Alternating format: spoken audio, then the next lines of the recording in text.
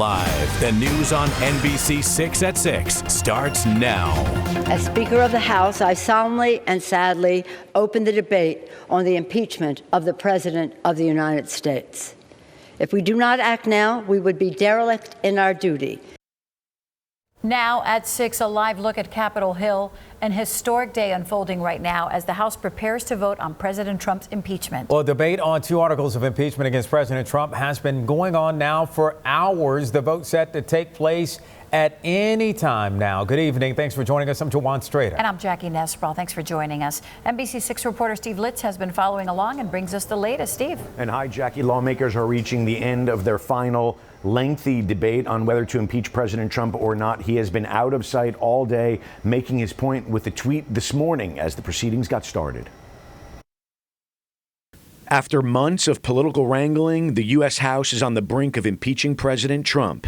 He's accused of abuse of power for trying to enlist a foreign power for his own political benefit, also obstruction of Congress for blocking lawmakers from investigating his actions. Weston Congresswoman Debbie Wasserman Schultz, one of the first to speak on the House floor this morning. With his conduct around Ukraine, President Trump corruptly abused his power for his own interests at direct odds with our national welfare and our Constitution. If we do not act now, we would be derelict in our duty. It is tragic that the president's reckless actions make impeachment necessary. He gave us no choice. Also at the start of the day, a presidential tweet. Can you believe I will be impeached today by the radical left? Mr. Trump insisting he did nothing wrong, asking for a prayer, and taking no responsibility for his circumstances. I don't take any, zero. Lawmakers debated more than 6 hours, first on the rules of the hearing, then on the 2 articles of impeachment. No Republicans are expected to vote for impeachment as the president's party stands firmly with Mr. Trump. This is a predetermined outcome, regardless of the facts, and something that this country has never seen, highly destructive. And frankly, I'm saddened. They failed to make the case for this drastic action, and yet here we are. For the first time in history, a president is on the brink of being impeached with the votes of one single party. It's history unfolding on Capitol Hill, the 45th U.S. president set to become only the 3rd ever to be impeached. And neither Presidents Johnson nor Clinton were removed from office, and Nixon resigned before the House could vote on impeachment. Some Republicans who are in favor of this impeachment are banding together to stop Trump's reelection. Live in the newsroom, I'm Steve Litz, NBC 6 News. Steve, thanks. And as the debate continues, we will be updating you on the latest developments, as well as the historic vote when it happens on air and on the NBC 6 app. The Florida Department of Law Enforcement is investigating the shootout that ended with the death of a UPS driver and a bystander. Tonight, we know more than 20 officers may have fired at the truck. NBC 6 anchor Carlos Suarez is live in Pembroke Pines tonight, where a service is being held in honor of the bystander kill. Carlos. The autopsy reports for all of the 4 people that died in that shooting have been completed, and they are expected to show whether an officer's bullet was the one that killed the 2 innocent men in all of this. Tonight, we have been able to confirm that some of the officers that were involved in the shooting make up a team that took part in training for these types of situations. A discussion with community leaders on Wednesday colored in a set of facts surrounding the controversial shooting. According to FDLE, in all, 21 officers may have opened fire. At least 195 bullet casings were recovered at the scene in Miramar, with some of them believed to have come from the 2 suspects. We have recovered thus far thousands of hours of videos. So if you can imagine the mammoth tasking that is to review every single video. Investigators said they are close to finding out whether an officer's bullet killed Frank Ordonez and Richard Cutshaw. I spoke with the families about the autopsy, but I did not provide them the details because, again, I think it would be premature on my part to share speculative information as opposed to facts. NBC 6 has learned a group of the officers that opened fire on the UPS truck were part of Miami-Dade Police's Priority Response Team, or PRT. The group was formed in the wake of the Parkland massacre to better respond to an active shooter. A small group of the officers involved with the PRT. Are they amongst the 21 officers that may have? Some of them were, yes. You have a number? No, I don't. Late Wednesday, family, friends, and loved ones gathered to say goodbye to Cutshaw. The 70-year-old was on his way home from work when he was caught in the crossfire as he sat in his car. We know that it happened, but you wake up every morning and you think about how it happened, and you can't believe it.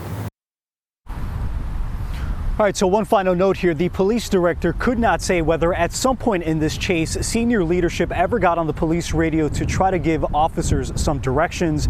As for the results of those autopsies, we're told that they've yet to be turned over to the family and that it will most likely take a couple more weeks. We are live tonight in Pembroke Pines. I'm Carlos Suarez, NBC 6 News. Carlos, thank you. 2 men are behind bars tonight accused of kidnapping and beating a man near Fort Lauderdale yesterday afternoon. 36-year-old Kenneth Douglas and 31-year-old Terrell Jenkins are charged with kidnapping and false imprisonment. Now take a look here. Surveillance video from a Shell gas station shows a man with chains wrapped around his neck and wrists as another man there yanks him around in front of the clerk. Well, stunned witnesses alerted police, and a short time later, they caught up with the two suspects in a neighborhood near Northwest 31st Avenue and 24th Street. But deputies are still looking for that unidentified victim that you saw. They're worried that he may need medical attention. A longtime airline mechanic with some links to Muslim extremists pled guilty to sabotaging a jetliner with 150 people on board. The pilot aborted the flight just before takeoff at Miami International Airport. NBC 6 reporter Stephanie Bertini is live in downtown Miami with this change of plea. Stephanie. Yeah, Jackie, so he changed the plea from not guilty to guilty in court today after prosecutors and the defense struck a deal. Ahmed Alani worked for American Airlines as a mechanic for decades, 3 decades to be exact.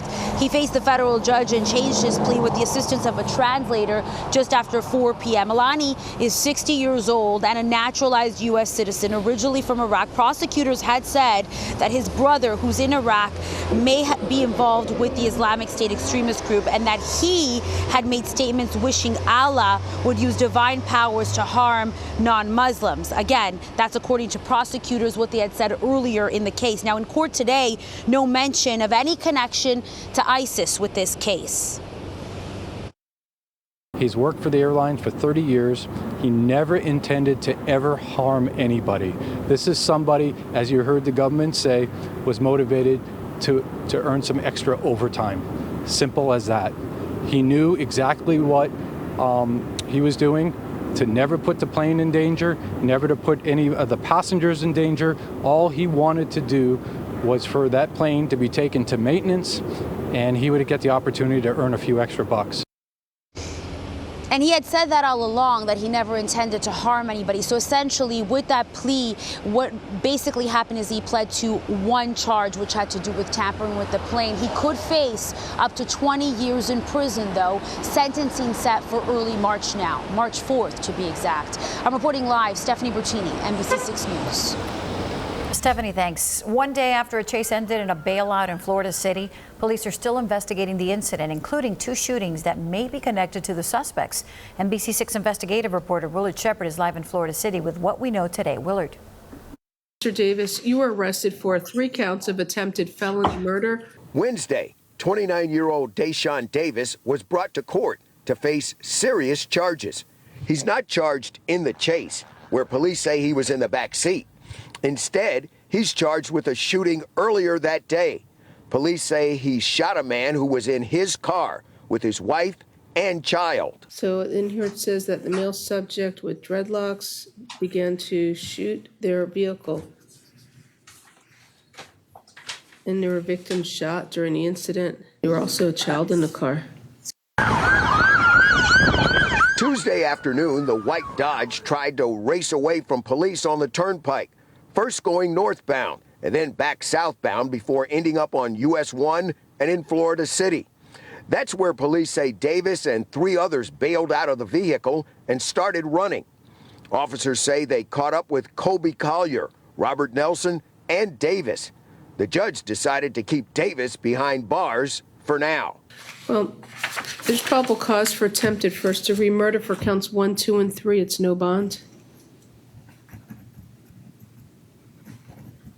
Count 4, there's probable cause for possession of a firearm by convicted felon. It's a $7,500 bond. Davis waived his legal right to remain silent and told police he was in the white Dodge, but denied he fired a gun. Police here in Florida City today didn't give us any more information other than they're looking for that fourth person seen from Chopper 6 running from this intersection. When it comes to the man who was shot, he simply told police he didn't know why Davis allegedly started shooting at him. In Florida City, Willard Shepard, NBC 6 News. Be responsible. If you've had too much to drink, don't drive. There are many options.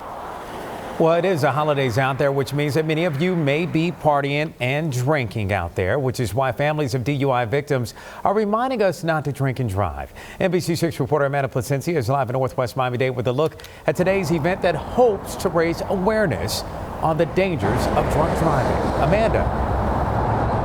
Yes, Joanne, and it is 100% preventable drunk driving. And yet Rachel Foster was killed by an impaired driver. That all happening in 2016, just off of the Palmetto Expressway. And today her family speaking out, raising awareness on the dangers of drunk and drug driving, especially this holiday season. I didn't get a chance to say goodbye. For Delia Foster, the flood of memories on June 19th are hard to suppress. That's the day she lost her daughter to a drunk driver. Since Rachel was killed, every day is now a struggle for us to find joy and gratitude. Back in 2016, Rachel asked a neighbor to drive her to the Palmetto Expressway so she could help her boyfriend who had run out of gas. But she never came back home. As she was pouring the gas, the drunk driver came from behind and hit her. In April of this year, the driver, Leonardo Morciego, pled guilty to DUI manslaughter and was sentenced to 5 years in prison. Rachel left behind a baby girl who was just 19 days old at the time. But in a tragic twist, Rachel's surviving boyfriend is accused of killing their daughter over a year later in Texas. But Wednesday was about turning the family's pain into action. Delia gathered with Mothers Against Drunk Driving, Florida Highway Patrol, and doctors at Jackson South as they hope to prevent other tragedies on the roads. Be responsible. If you've had too much to drink, don't drive. There are many options. We want you to be planning for the new year, and your plans for the new year, not planning for a funeral. And the statistics are sobering. According to the National Highway Traffic Safety Administration, every day, 29 people in the U.S. die in crashes that involve an alcohol-impaired driver. That equals 1 death every 50 minutes. Their goal is 0 deaths. If you drink, don't drive. If you drive, don't drink. Just a simple yet important reminder that could save lives. Live in Northwest Miami-Dade, Amanda Placencia, NBC6 News. Some good tips there, Amanda. Thank you. Well, an investigation is underway tonight in Miami Gardens. The Miami Herald is reporting that a canine police dog in training died last month after being left inside a hot car. Now, the circumstances surrounding the death are still unclear tonight. The Miami Gardens Police Department will only say that they are investigating. A former Miccosukee police officer accused of forcing 2 teens to strip naked and run down a secluded road will be spending the next decade behind bars. Michael Martinez was sentenced to 10 years in state prison for the 2016 incident that started as a traffic stop. The 30-year-old told the teens to follow him down a road in the Everglades, then told them they'd go to jail if they didn't strip naked. He then forced them to run down the road and tried to get one of them to perform a sex act on him. A judge ruled Martinez may be released on bond while he appeals his conviction. Well, a possible trespassing incident at President Trump's Mar-a-Lago resort. Palm Beach police have confirmed to the Miami Herald that there is an investigation underway there. NBC6 has yet to independently confirm these reports. President Trump is expected to travel to his resort later this week. Of course, we will keep you updated with any new information on air and on the NBC6 app. The NBC6 First Alert Weather Team, certified most accurate 6 years in a row. Here in South Florida, showers not that big of a problem right now. They've moved offshore. As you can see, the shower activity is mainly over the Bahamas, moving away for now from South Florida. A couple of more showers, though, in the Florida Keys have been close to the middle Florida Keys and sliding towards the northeast. Now, you see all this green out here? It rained a lot in southwest Florida, but the rain didn't quite survive to make it to southeast Florida. So while Miami International saw 0.07 of an inch of rain, there's a bunch of spots here in South Florida that got zero rain out of this, despite the fact that Naples, for example, had over an inch of precipitation today, and Key West as well, nearly an inch of rain falling there. All right, our temperatures right now are cool. Certainly the coolest we've seen in a couple of days. 69 degrees right now in Fort Lauderdale, 68 Pompano Beach, 72 in Miami. We've got the northerly winds behind the front moving into the state, so it's in the 40s in northern Florida, 50s in central, and even into parts of southern Florida, and then we're still sitting in the 70s, but overnight lows are going to be in the 60s. Showers are still possible behind this front with an increasing wind that'll come in off the Atlantic with gusts by this weekend over 30 miles per hour. So we will see a couple of showers the next couple of days, and then an unsettled weekend here in South Florida as low pressure forms in the Gulf of Mexico. You see how there's still a lot of moisture around despite the absence of the front, that northeast breeze dragging some of that moisture on shore and producing some of the showers that are anticipated.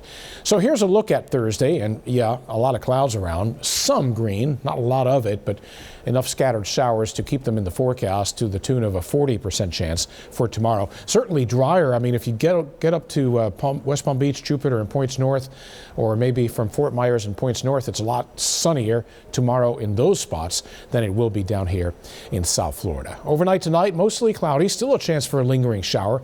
64 your low temperature. That's seasonable. That's about what it would normally be like in a December night at this time of the year. Tomorrow, the high of only 73 with an afternoon breeze, a 40% chance of showers coming in on that breeze. Rain chances still in the forecast, as I mentioned, as we head into the last part of the week. 30% chance on Friday.